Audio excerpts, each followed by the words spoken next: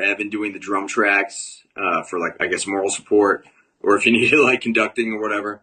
Yeah. Evan, of course, he's a monster of a drummer, so he's probably the most prepared one out of all of us. So that was pretty smooth, but we were there just to be there, for all of us in the same room. And then for the other instruments, it would be usually like me and Ed, the guitarist and vocalists, either in my home studio office or in our recording space. Hmm. And I would, I would capture his guitar takes or vocal takes.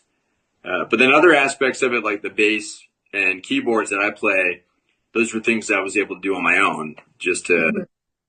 save time and energy. So it was a little bit of both.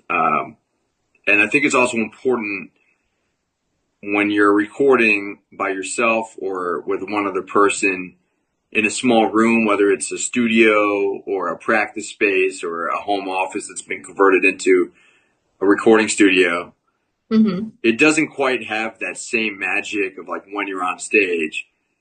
But that's what you want to capture, right? You want to capture that kind of energy. So I think Hmm. it's also important that we were able to kind of get our reps in enough to be able to be comfortable, even though it's not an ideal situation, like being in a recording studio or being in a recording office or whatever.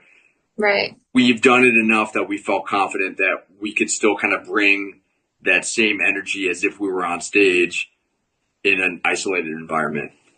Hmm. And you played a few instruments on this album as well, correct? Yeah, I did bass. I did all the keyboards, and I play a couple of guitars, like on Visions Before the Seizure.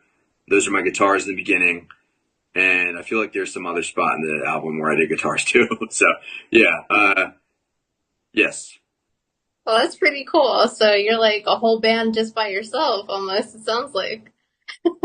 Can't rely on anybody else. You gotta do it all yourself. So I did want to ask about the song behind, like the inspiration behind